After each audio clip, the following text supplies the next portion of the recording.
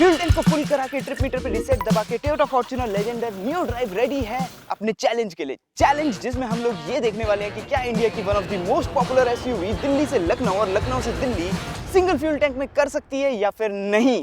Well honestly मुझे भी नहीं पता, बट डोंट वरी क्योंकि इस वीडियो में हम सभी को पता चलने वाला है। सो मेक श्योर कि वीडियो आप लोग पूरी देखिएगा, बने रहिएगा मेरे यानी कि लगी के साथ। Welcome to what car India. लेकिन चैलेंज शुरू करने से पहले लाइक एंड सब्सक्राइब दबा दीजिए, you know the ट्रिल।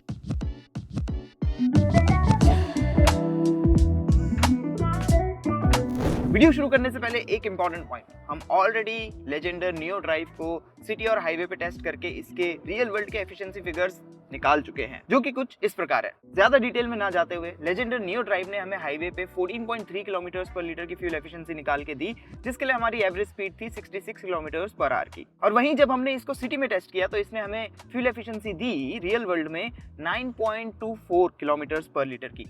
Average speed उसके लिए थी हमारी 20 किलोमीटर पर आवर की। डेफिनेटली अगर एवरेज स्पीड आपकी थोड़ी सी कम होगी सिटी के हिसाब से, यू नो लेट्स से 18, तो यस जो एफिशिएंसी है वो आपको थोड़ी सी कम मिलेगी। बट यहाँ पे ध्यान देने वाली चीज़ है नियो ड्राइव।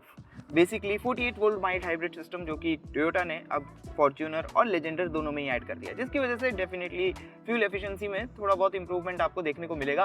टोयोटा का कहना है कि आपको समवेयर अराउंड 0.5 किलोमीटर पर लीटर तक की फ्यूल एफिशिएंसी इंप्रूवमेंट दिखेगी, जिसका मतलब ओवरऑल अगर आप टैंक के हिसाब से देखो, जो कि इसमें 80 लीटर्स का टैंक है, तो समवेयर अराउंड 40 किलोमीटर आप इसको और ज्यादा चला पाओगे। और इस इंप्रूवमेंट का जो मेजर चंक है ना, वो मोस्टली आपको सिटी कंडीशंस में ही देखने को मिलेगा, क्योंकि जो ये माइल्ड हाइब्रिड सिस्टम है इसमें आपको एक छोटी सी बैटरी मिलती है, साथ में जो स्टार्टर मोटर है उसको अपग्रेड कर दिया गया है टू इंटीग्रेटेड स्टार्टर जनरेटर, जो ऑन द गो इस माइल्ड हाइब्रिड सिस्टम की बैटरी को चार्ज करता रहता है जब भी आप ब्रेक प्रेस करते हो या डिसेलरेट करते हो। और जब आप बड़ी रेड लाइट पे होगे या बम्पर टू बम्पर ट्रैफिक की कंडीशन में होगे तो इंजन को ऑटोमेटिकली स्टॉप या स्टार्ट करने की जिम्मेदारी भी उसकी है। साथ में वो इस बड़े से इंजन को थोड़ा सा लोअर रेव्स पे असिस्ट भी करता है। ज्यादा असिस्ट नहीं है, इतना कुछ मेजर डिफरेंस आपको परफॉर्मेंस में नहीं दिखेगा। 100 बात की एक बात, हाईवे पे समवेयर अराउंड 14 किलोमीटर पर लीटर की एफिशिएंसी और सिटी में 9 किलोमीटर पर लीटर की एफिशिएंसी, जिसका मतलब हमारी कैलकुलेशन के अकॉर्डिंग कंबाइंड एफिशिएंसी बनी 11.77, जिसको आप मान सकते हो कि 11 से 12 किलोमीटर पर लीटर के बीच में ये गाड़ी आपको फ्यूल एफिशिएंसी दे देगी रियल वर्ल्ड में। And with all these things clear, let's get back to our challenge. तो देखिए अभी तक हम 100 किलोमीटर कवर कर चुके हैं और गाड़ी इंडिकेट कर रही है हमारी एफिशिएंसी 12.2 किलोमीटर पर लीटर की। और ये एक बहुत बड़ी प्रॉब्लम है। क्यों? क्योंकि हमारी जो ये पूरी ट्रिप है ना, राउंड ट्रिप, ये समवेयर अराउंड 1100 किलोमीटर की होने वाली है। और इसके एक फ्यूल टैंक में, जो जैसा मैंने आपको बताया कि 80 लीटर्स का है, अगर हमें ये पूरी ट्रिप कंप्लीट करनी है तो fuel efficiency somewhere around 13.75 kilometre पर लीटर के आसपास होनी चाहिए। हालांकि अभी ये 12.2 पे है, विच मीन्स कि ये चैलेंज एक्चुअली काफी ज्यादा डिफिकल्ट होने वाला है लेजेंडर नियो ड्राइव के लिए। और फर्दरमोर मैं इसको किसी तरह से हेल्प नहीं करने वाला हूँ प्यार से चला के या फिर हाइपर माइलिंग टेक्निक्स को यूज करके, नहीं, मैं इसको बिल्कुल वैसे ही चलाऊंगा जैसे कि एक नॉर्मल गाड़ी को ड्राइव करना चाहिए। और हाईवे या एक्सप्रेस वे की जो भी स्पीड लिमिट्स होंगी हम उनको फॉलो करते हुए चलेंगे। और एसी को भी हमने 22 डिग्रीज पे सेट किया हुआ है ऑटो सेटिंग पे, और अभी बाहर टेम्परेचर काफी ज्यादा है 35 डिग्रीज, जिसका मतलब एम्बिएंट कंडीशंस भी गाड़ी के फेवर में नहीं है।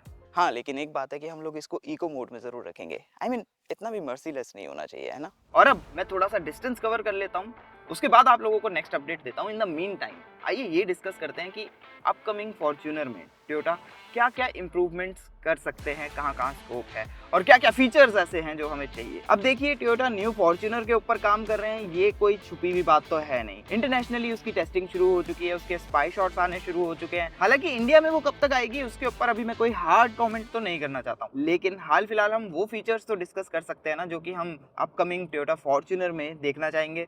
जैसे कि सबसे पहले तो एक बहुत ही बढ़िया अच्छी क्वालिटी वाला टच स्क्रीन होना चाहिए। देन उसको कॉम्प्लीमेंट करते हुए फिजिकल बटन्स और शॉर्टकट्स भी होने चाहिए, जैसा कि अभी हाल फिलहाल कैबिन के अंदर है। बढ़िया सा साउंड सिस्टम इसमें जरूर होना चाहिए। ब्रांडेड हो ना हो फर्क नहीं पड़ता, बस उसकी साउंड अच्छी होनी चाहिए।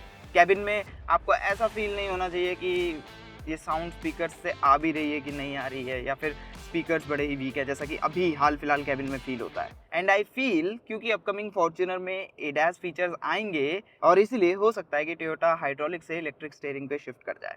साथ में एक चीज जो टोयोटा और कर सकते हैं कि इस कैबिन को थोड़ा और प्रीमियम और प्लश बना सकते हैं। आई नो फॉर्च्यूनर का कैबिन लॉन्ग लास्ट करने के लिए बनाया गया है, बट ऑनेस्टली आप कैबिन को long lasting plus premium and more plus दोनों बना सकते हो। ऑटो फोल्डिंग मिरर्स इसमें डेफिनेटली ऐड हो जाने चाहिए। फ्रेमलेस आरवीएम अगर ऐड हो जाए तो सोने पे सुहागा हो जाएगा। छोटी सी सनरूफ भी अगर ऐड हो जाए, वैसे तो मैं सनरूफ का कोई इतना बड़ा फैन नहीं हूँ, बट इंडियन कस्टमर्स की एक डिमांड है। तो लेट्स से अगर आप पैनोरामिक नहीं भी देना चाह रहे हो या नहीं दे सकते हो फॉर एनी रीज़न, अगर एक छोटी इलेक्ट्रिक सनरूफ भी आप ऐड कर दोगे तो इस कैबिन का फील थोड़ा और इम्प्रूव हो जाएगा। नेक्स्ट, आई फील कि इसकी सीट्स को इम्प्रूव कर सकती है टोयोटा, क्योंकि इसमें लंबार सपोर्ट थोड़ा सा कम लगता है मुझे। जो कुशन वगैरह है वो थोड़ा सा और ज़्यादा सपोर्टिव हो सकता है। Memory seats with welcome function इसमें ऐड हो सकती है। फ्रंट सीट्स में मसाज एक्सपेक्ट करना थोड़ा सा ज़्यादा हो जाएगा, बट अगर टोयोटा आप देना चाहते हो तो हमें कोई कंप्लेन नहीं है उससे। देन एक 360 डिग्री कैमरा अच्छी क्वालिटी वाला और ड्राइवर के लिए डिजिटल ड्राइवर डिस्प्ले, ये दोनों चीज़ें भी डेफिनेटली इसमें ऐड होनी ही चाहिए। और हाँ, लास्टली इसके बॉनेट के लिए, जो कि काफ़ी हैवी है, अगर आप हाइड्रोलिक स्ट्रट दे दें तो और बेटर। और सेफ्टी में भी इम्प्रूवमेंट्स मैं कहीं ना कहीं थोड़ी बहुत एक्सपेक्ट कर रहा हूँ। ADAS definitely we are expecting. और हाँ, आजकल के ज़माने के हिसाब से टायर्स के लिए टायर प्रेशर मॉनिटरिंग सिस्टम भी इसमें ऐड होना ही चाहिए।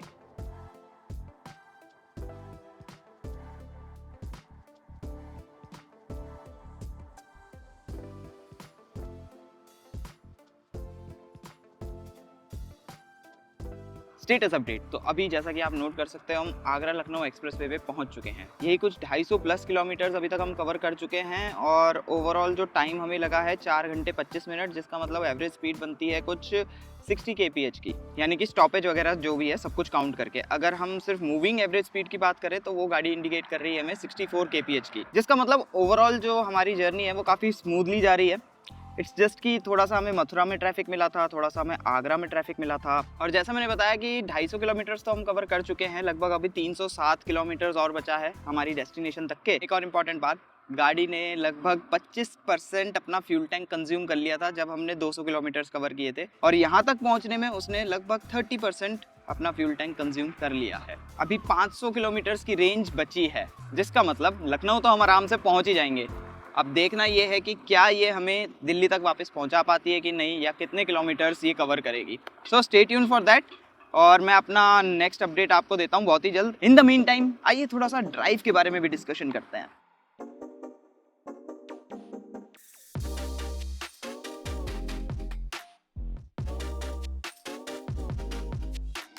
Okay, now driving impressions. Honestly इस दिल्ली लखनऊ वाले रूट में ना मैं बहुत समय से टोयोटा फॉर्च्यूनर को ड्राइव करना चाहता था। Anyway, coming straight to the point, Toyota Fortuner या लेजेंडर, दोनों का ही जो राइड कंफर्ट है, आई वोंट से कि ये बेस्ट इन द सेगमेंट है। हाईवे हो या एक्सप्रेसवे, क्रूज करते हुए जो राइड है ना, ये आपको एकदम सेटल्ड नहीं लगेगी। गाड़ी प्लांटेड लगती है लेकिन राइड ना थोड़ी सी बिजी लगती है। फॉर एग्जांपल, अभी जिस हाईवे पे हम चल रहे हैं, ये आगरा लखनऊ एक्सप्रेसवे, जितनी भी बार मैं आज तक इस एक्सप्रेसवे पे ड्राइव कर चुका हूँ किसी भी गाड़ी में, मुझे इतने अंडुलेशंस और इतने बाउंसेस इस हाईवे पे कभी फील नहीं हुए। मिनिस्ट्रीज टोयोटा फॉर्च्यूनर या लेजेंडर को एज टेस्टिंग इक्विपमेंट्स यूज कर सकती हैं, ये देखने के लिए कि जो एक्सप्रेसवे या हाईवे बना है वो कितना स्मूथ है। ये छोटे से छोटा अंडुलेशन और बाउंस भी निकाल के बता देगी। कोई बात नहीं, हो सकता है सिटी में इसकी राइड क्वालिटी अच्छी हो।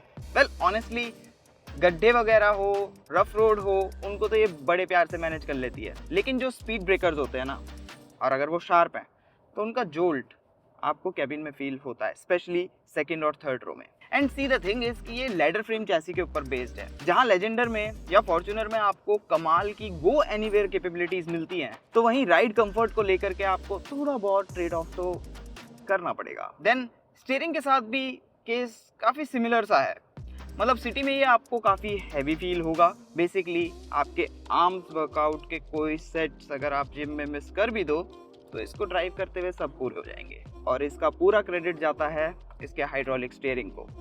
और साथ में जब आप रफ रोड पे जाओगे ना, या किसी गड्ढे वगैरह को पास करोगे, तो आपको अच्छा खासा किक बैक भी मिलता है इससे। हाईवे पे ये जो वेट आपको देता है ना, ये आपको अच्छा लगेगा, कॉन्फिडेंस भी इंस्पायर करता है। और साथ में एक चीज़ तो माननी पड़ेगी कि टोयोटा ने इस गाड़ी में जो बॉडी पिच, बॉडी रोल, इन दोनों को काफ़ी अच्छे से मैनेज किया हुआ है। एज अ रिजल्ट इस गाड़ी में ना एक काफ़ी अच्छा फन टू ड्राइव कैरेक्टर है। भले ही कोई कितनी भी कंप्लेंट क्यों ना कर ले इस गाड़ी के बारे में, एक चीज़ है, जब आप इस ड्राइविंग सीट पे बैठोगे, जब आप इस स्टीयरिंग व्हील को पकड़ोगे, आपको जो ये कमांडिंग ड्राइविंग पोजीशन दिखेगी, जो एक किंग वाला फील आता है ना, रोड के ऊपर, वो आपको डेफिनेटली आएगा। उसके ऊपर से यस, थोड़ा बहुत राइड कंफर्ट में ट्रेड ऑफ है, लेकिन इसको ड्राइव करने में मजा पूरा आता है। और उस फन को बड़े ही अच्छे से कॉम्प्लीमेंट इसका ये बड़ा सा 2.8 litre 4 cylinder turbocharge diesel engine करता है। और ये एक ऐसा इंजन है जिसको मैं बीस्ट इंजन्स की कैटेगरी में रखना चाहूंगा। फर्स्ट ऑफ ऑल ये बड़ा है, सेकेंडली पावर एंड परफॉर्मेंस की कोई कमी नहीं है इसमें। As a matter of fact, thanks to this engine Toyota Legender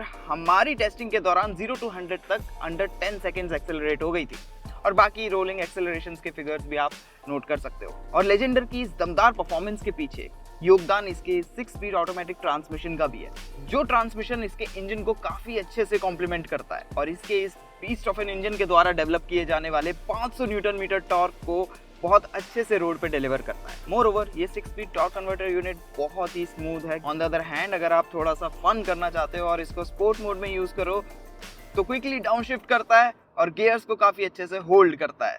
status update, 447 kilometre हम कवर कर चुके हैं और जो फ्यूल टैंक है वो आधा हो चुका है, ऐसा इंडिकेट कर रहा है हमारा फ्यूल गेज, जिसका मतलब हम ये सेफली अज्यूम कर सकते हैं कि 447 किलोमीटर अभी लेजेंडर हमारी और चलेगी। 13.1 किलोमीटर पर लीटर की फ्यूल एफिशिएंसी इंडिकेट हो रही है डिस्प्ले पे। और पीछे जैसा कि आप नोट कर सकते हो कि सनसेट होने वाला है। यहाँ पे हम रेस्ट के लिए रुके थे, बट नाउ इट सीम्स कि थोड़ा लेट हो जाएगा, तो अब फटाफट से अपने जो 112 किलोमीटर टू द डेस्टिनेशन बचे हैं उसको कवर करते हैं और लखनऊ में मिलते हैं।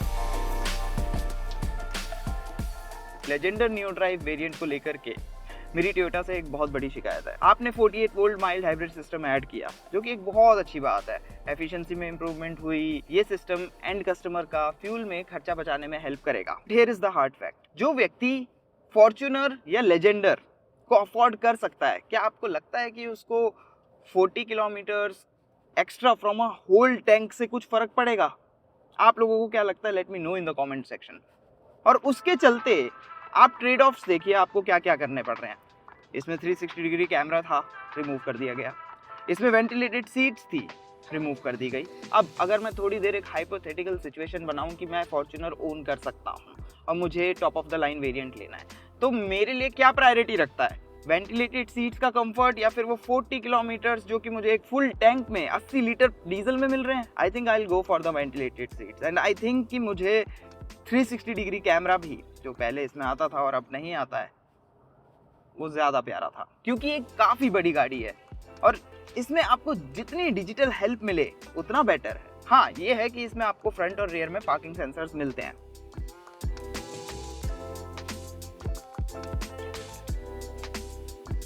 तो फाइनली हम लोग लखनऊ पहुंच गए हैं। 562.5 किलोमीटर हमने कवर किए हैं। 60% आप बोल सकते हो कि हमने टैंक को खाली कर दिया है। 40% बचा है, जैसा कि फ्यूल गेज अभी डिस्प्ले कर रहा है। 13.4 किलोमीटर पर लीटर की फ्यूल एफिशिएंसी चल रही है, जो हमारी एवरेज स्पीड है ओवरऑल 60 किलोमीटर पर आवर की।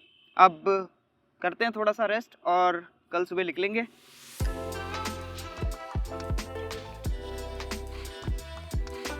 Welcome everyone to the next day. हमें निकले हुए लगभग 1 घंटे से ज़्यादा हो चुका है। काफ़ी ज़्यादा ट्रैफिक था लखनऊ में, तो सिटी को क्रॉस करने में टाइम काफ़ी ज़्यादा लगा। लेकिन उसकी वजह से एक प्रॉब्लम हुई है कि हमारी जो एफिशिएंसी है उसमें काफ़ी सारे KPLs हमने लूज़ कर दिए हैं। हाल फिलहाल 12.9 KPL की एफिशिएंसी इंडिकेट हो रही है। 650 किलोमीटर हम कवर कर चुके हैं अभी तक। And according to the car 169 kilometre ये अभी और चलेगी। फ्यूल गेज जैसा कि आप नोट कर सकते हो 25% से थोड़ा सा ऊपर है, जिसका मतलब ओवरऑल 800 किलोमीटर तो बन रहे हैं एक सिंगल टैंक में। लेकिन अब देखना यह है कि क्या ये दिल्ली तक पहुंच पाएगी। ऑनेस्टली थोड़ा डिफिकल्ट तो लग रहा है अभी। चाय, एक लंबी ड्राइव के बाद इसी की तो जरूरत होती है मूड को रिफ्रेश करने के लिए। खैर, कहाँ थे हम? 835 किलोमीटर हम कवर कर चुके हैं। जो फ्यूल टैंक है वो ऑलमोस्ट पूरा खाली हो चुका है। रिजर्व फ्यूल लाइट ऑन हो चुकी है और गाड़ी का कहना है कि ये अब और 24 किलोमीटर ही चल पाएगी, जिसका मतलब गिव और टेक 860 किलोमीटर की रेंज बनती है। नाउ अब ये हो सकता है कि फ्यूल टैंक में ज़्यादा फ्यूल हो सकता है उसमें 10 लीटर हो सकता है 8 लीटर हो सकता है 5 लीटर हो। सिचुएशन चाहे जो भी हो, तो पॉइंट इज कि अभी मैं इसमें फ्यूल डलवाने वाला हूँ, क्योंकि जहाँ हम अभी रुके हुए हैं यहाँ से नेक्स्ट फ्यूल पंप सीधा 100 किलोमीटर दूर आगरा जाके है। And I don't want to take the risk, और रास्ते में फ्यूल खत्म हो जाए तो हम गाड़ी को धक्का भी नहीं मार सकते और हमारे पास एक्स्ट्रा फ्यूल भी नहीं है किसी केन में। So yeah that's what I am going to do. In short, हमें ये तो पता चल ही चुका है कि Delhi Lucknow Delhi single fuel tank में आप फॉर्च्यूनर या लेजेंडर में नहीं कर पाओगे।